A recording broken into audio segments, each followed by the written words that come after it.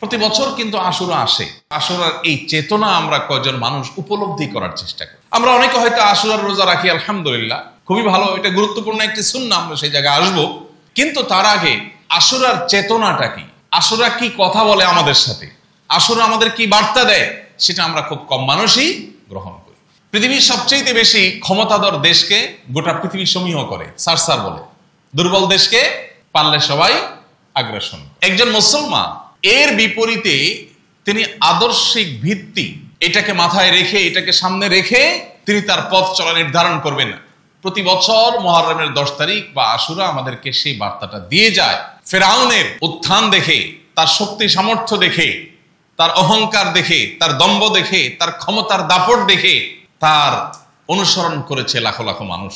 কিন্তু আল্লাহ তাআলা তাকে নির্মম ভাবে, সকরুণ ভাবে পানিতে নিমজ্জিত করে তার অনুসারীদেরকে সহ সলিল সমাধি করেছেন। শুধু করেছেন তা নয়, কোরআনে আল্লাহ বলেছেন, ওয়াকাযালিকা নুনাজ্জিকা বিবাদানিকা লিতাকুনা লিমান খালফাকা আয়া। হে ফিরাউন, তোমার মতো এরকম পাপিষ্ঠকে, যে নিজেকে খোদা দাবি করে বসে আছো, তোমাকে ধ্বংস করার পর, তোমাকে নিমজ্জিত করে, লাঞ্ছিত করে সমুদ্রে শেষ করার পর তোমার এই দেহকে আমি নষ্ট হতে দেব না। তোমার দেহকে আমি টিকিয়ে রাখবো, যাতে করে পৃথিবীতে তোমার পরে যারা আসবে তোমাকে দেখে তারা শিক্ষা গ্রহণ করে। এখন পৃথিবীতে মানুষের লাশ ফ্রিজ আপ করার বহু সিস্টেম আবিষ্কৃত হয়েছে, বের হয়েছে। একটা মানুষ মারা যাওয়ার পর তার লাশ রেখে দেওয়ার মতো বহু উপায় এখন আছে। কিন্তু আজ থেকে প্রায় কয়েক হাজার বছর আগে, কয়েক হাজার, শত না, কয়েক হাজার বছর আগে পৃথিবীতে মানুষের লাশ বছরকে বছর তো দূরের কথা, মাসকে মাস রাখারও কোনো প্রযুক্তি মানুষের কাছে ছিল না। আল্লাহ রাব্বুল আলামিন অলৌকিকভাবে ফেরাউনের লাশকে টিকিয়ে রেখেছেন। এখনো সেটা মিশরের পিরামিড জাদুঘরে আছে। কোরআন বলেছে 1450 বছর আগে তোমার লাশ এটাকে রেখে দেওয়া হবে, যাতে করে পরবর্তীতে যারা আসবে পৃথিবীতে তারা শিক্ষা গ্রহণ করে এবং তারা যেন তাদের জীবনের গতিপথ ঠিক করে নেয়, তাদের আদর্শ যেন স্থির করতে পারে যে তারা কি তথাকথিত বিজয়ী শক্তি দেখে, পেশি শক্তি দেখে, টাকার জোট দেখেই শুধুমাত্র মানুষ দল ভিড়বে, বিভিন্ন গ্রুপে বিভক্ত হবে, গ্রুপের অনুসরণ করবে, নাকি তারা আদর্শিক ভিত্তিতে অগ্রসর হবে। এই করণীয়টা যাতে মানুষ নির্ধারণ করতে পারে, সেজন্য তোমার এই দেহকে রেখে দেওয়া হলো। প্রিয় ভাইরা আমার, প্রতি বছর কিন্তু আশুরা আসে। কিন্তু আশুরার এই চেতনা আমরা কয়জন মানুষ উপলব্ধি করার চেষ্টা করি। আমরা অনেকে হয়তো আশুরার রোজা রাখি, আলহামদুলিল্লাহ, খুবই ভালো, এটা গুরুত্বপূর্ণ একটি সুন্নাহ, আমরা সেই জায়গায় আসবো। কিন্তু তার আগে আশুরার চেতনাটা কি, আশুরা কি কথা বলে আমাদের সাথে, আশুরা আমাদের কি বার্তা দেয়, সেটা আমরা খুব কম মানুষই গ্রহণ করি। এই জন্য কোরআনে কারীম যদি আপনি তেলাওয়াত করেন, আপনি অবাক হবেন।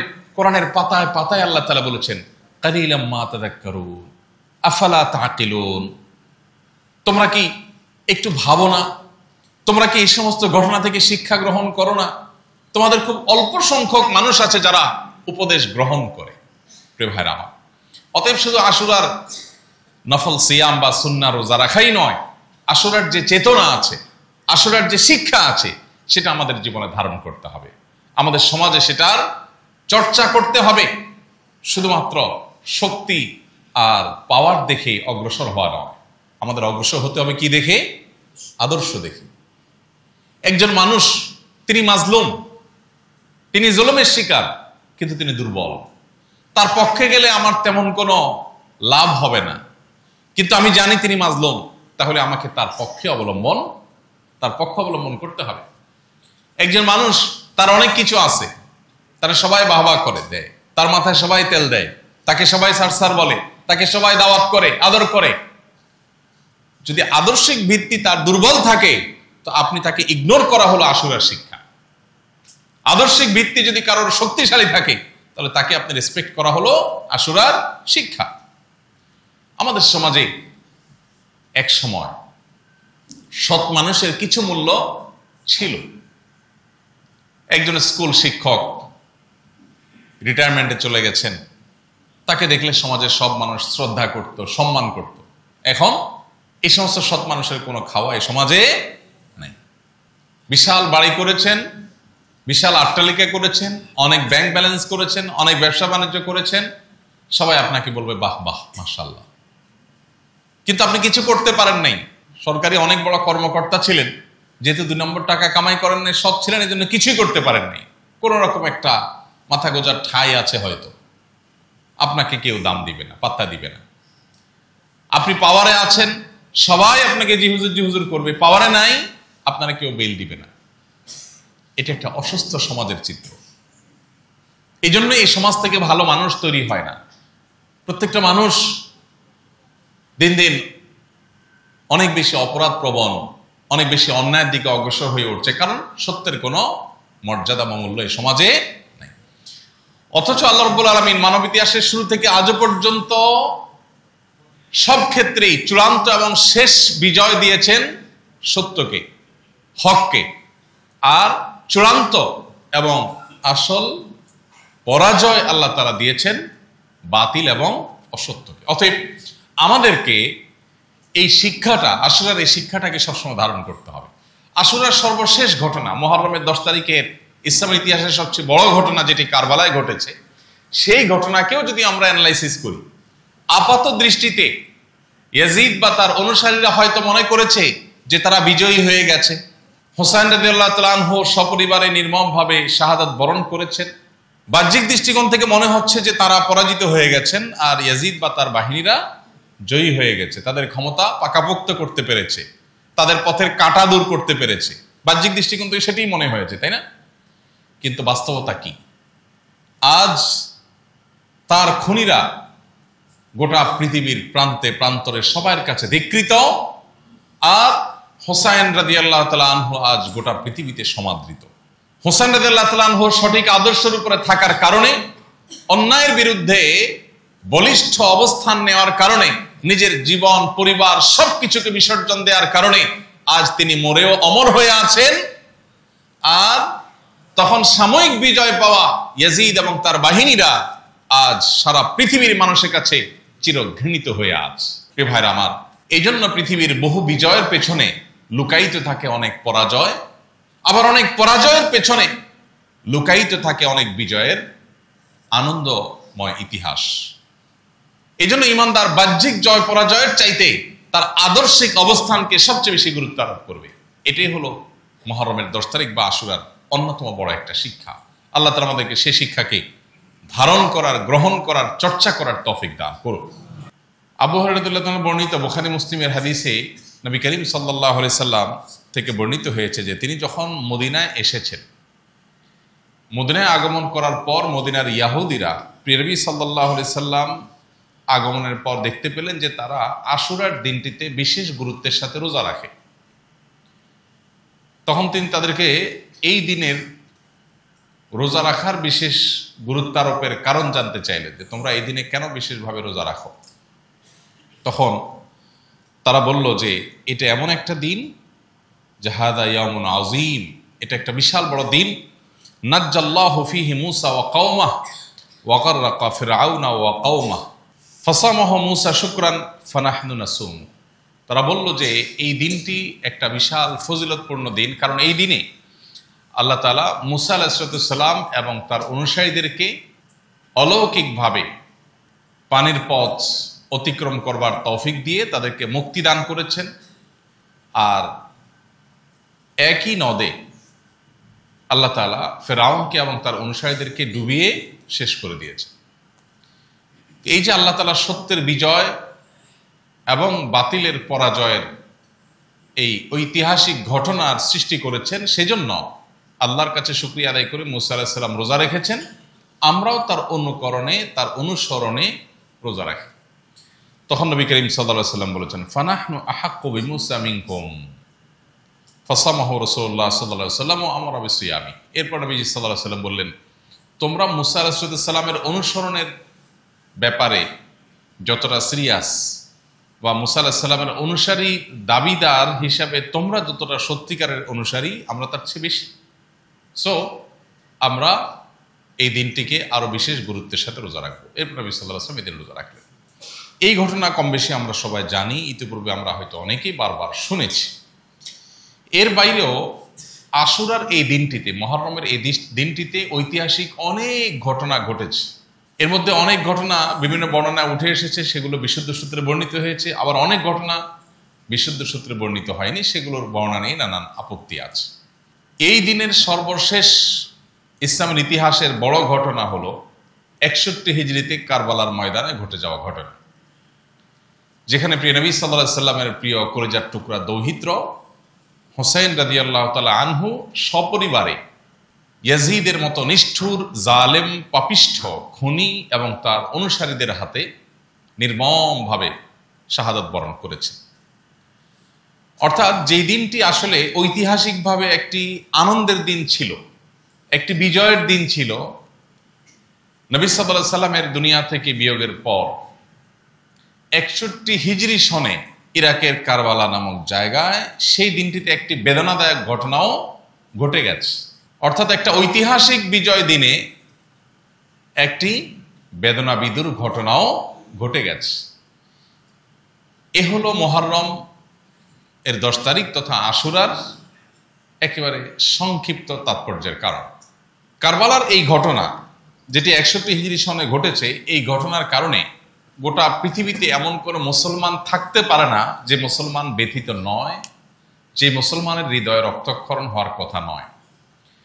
যে হাসান হোসেন রাদিয়াল্লাহু তাআলা আনহুমাকে নবী করিম সাল্লাল্লাহু আলাইহি সাল্লাম নিজের নাতি হিসেবে, জান্নাতি যুবকদের সর্দার হিসেবে, বহু কল্যাণের অগ্রদূত হিসেবে নবী করিম সাল্লাল্লাহু আলাইহি সাল্লাম যাদেরকে অনেক স্নেহ করতেন, মমতা দিতেন, আদর করতেন, যাদের বিভিন্ন মর্যাদার বর্ণনা রয়েছে, তাদেরকে যদি কোনো জালিম, কোনো ক্ষমতালোভী, কোনো পাপিষ্ঠ, কোনো ফ্যাসিস্ট যদি নির্মমভাবে সপরিবারে হত্যা করে, খুন করে, তাহলে সেই ঘটনায় মুসলমান হিসেবে আমরা সবাই ব্যথিত।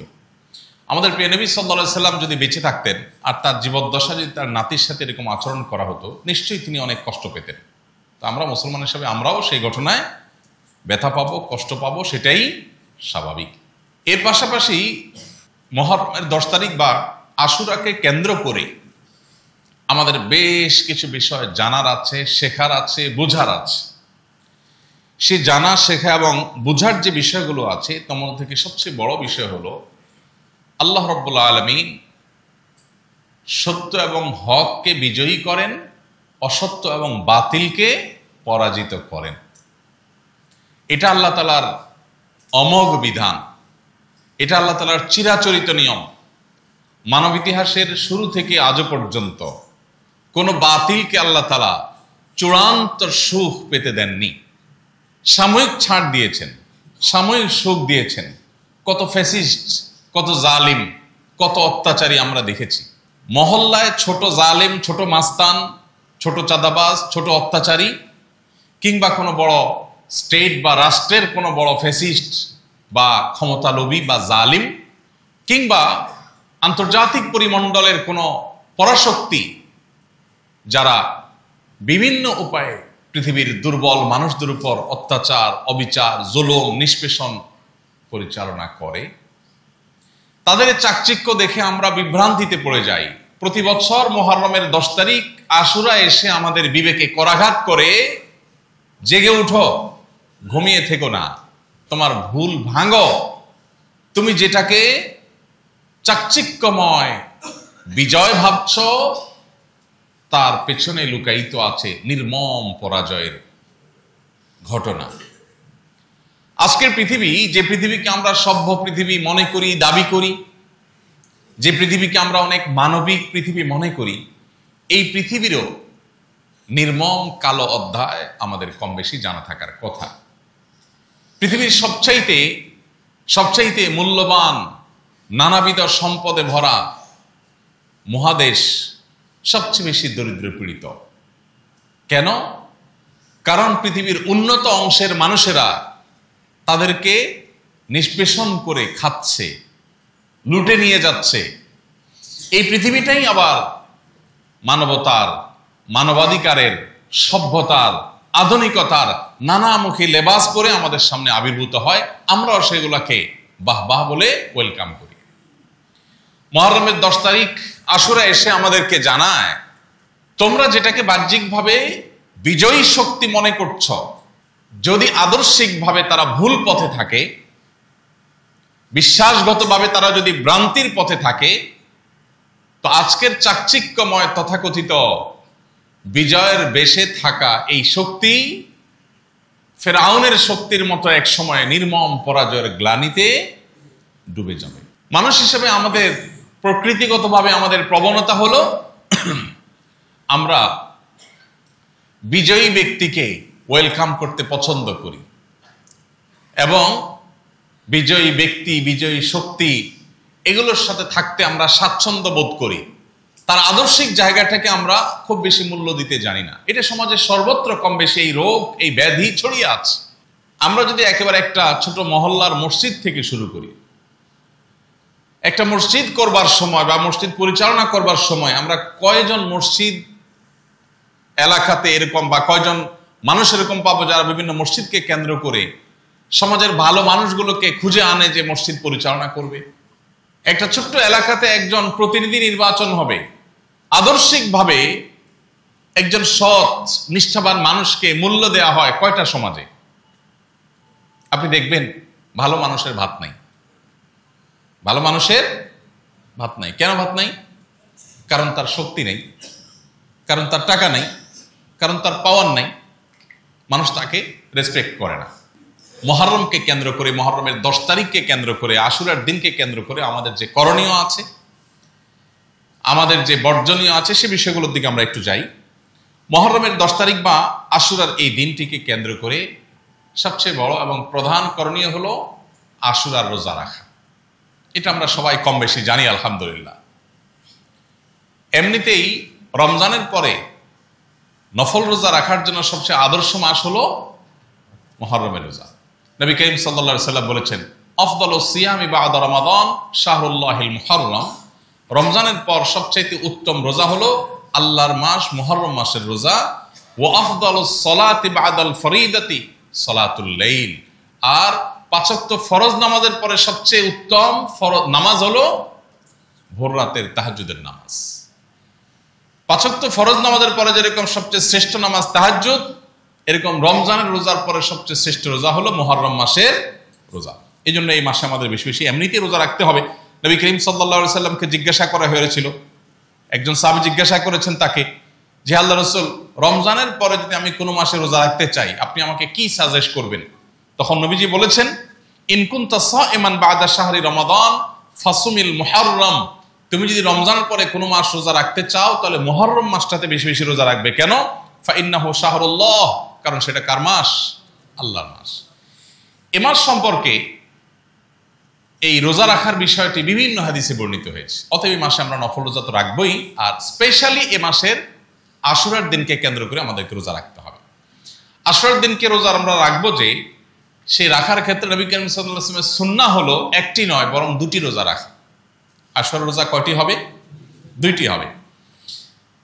আশুরার মূল রোজা যেটা, সেটা তো মুহররমের 10 তারিখ আছেই, তার সাথে আরো একটা রোজা প্লাস করতে হবে, হয় 9 তারিখ আর না হয় 11 তারিখ। কেন? সেটাও আমাদের জানার মতো একটা বিষয়, গুরুত্বপূর্ণ বিষয়।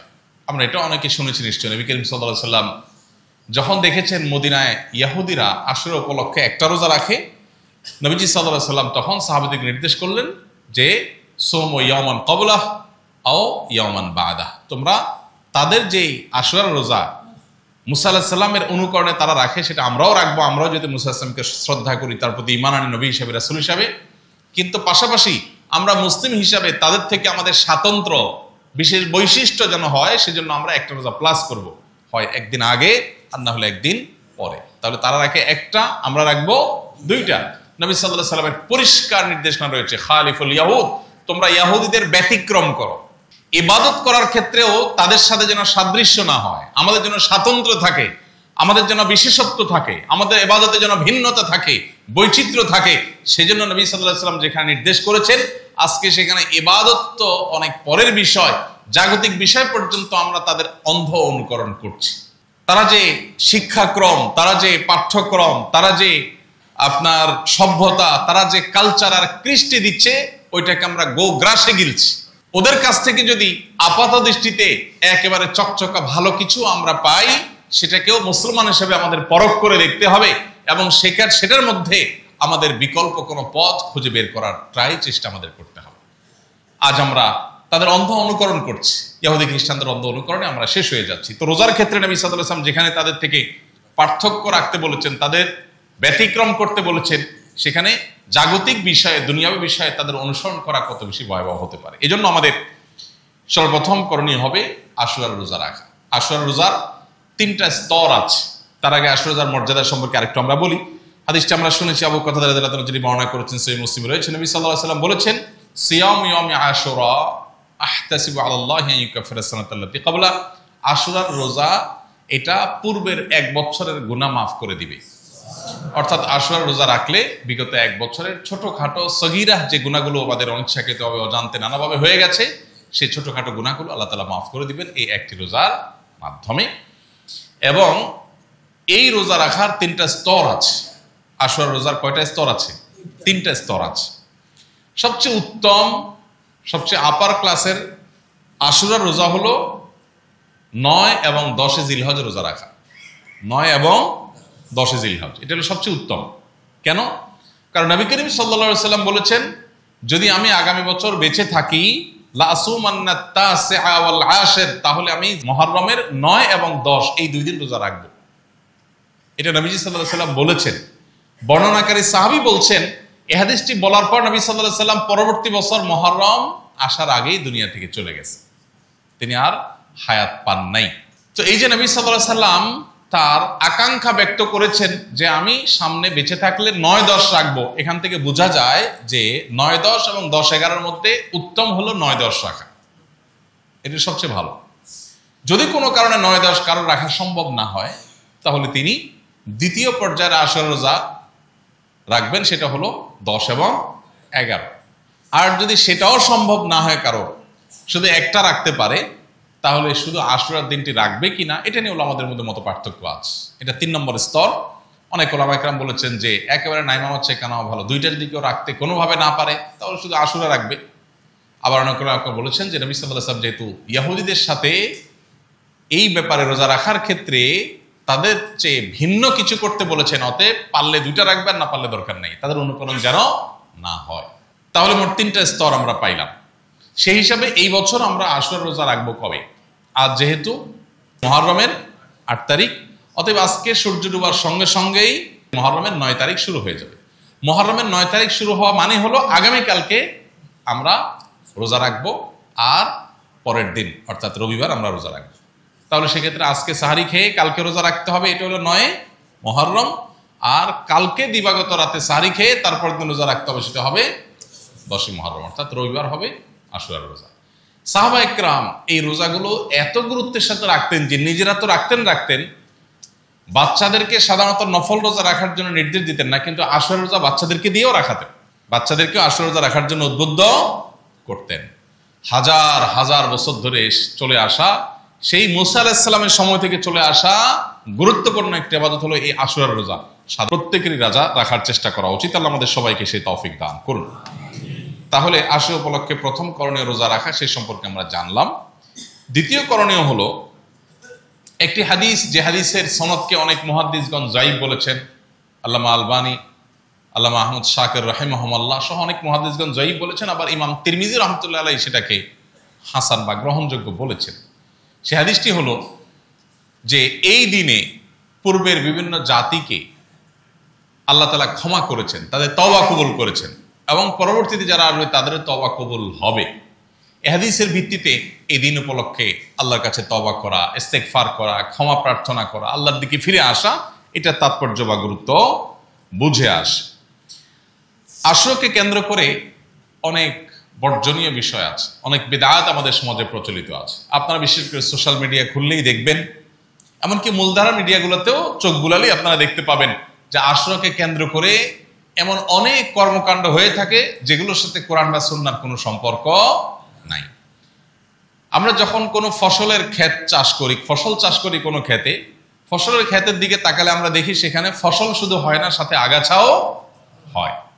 আমাদের কাজ হলো ফসলগুলোকে জিইয়ে রাখা আর আগাছাগুলোকে পরিষ্কার করে ফেলে দেওয়া। ঠিক একইভাবে যে কোনো ইবাদতকে ঘিরে কোরআন এবং সুন্নাহ থেকে একেবারে নির্দেশিত আমল যেমন আমাদের সামনে আছে, ঠিক একইভাবে অনেক বেদাতও আমাদের সামনে চলে আসে। এই বেদাতগুলোর ব্যাপারে আমাদের কি থাকতে হবে? সতর্ক এবং সাবধান থাকতে হবে। আশুরাকে কেন্দ্র করে প্রচলিত যে বেদাতগুলো আছে, এর মধ্যে সবচেয়ে বড় বেদাত হলো কারবালার ঘটনাকে কেন্দ্র করে, যেই ঘটনার জন্য আমরা প্রত্যেকটা মানুষ ব্যথিত, এটা আমাদের ঈমানের দাবি, কিন্তু সেটাকে কেন্দ্র করে এই শত শত বছর অতিক্রম হওয়ার পরও, হাজারো বছর অতিক্রম করার পরও এখনো পর্যন্ত সেটাকে কেন্দ্র করে নানান উপায়ে শোক পালন করা।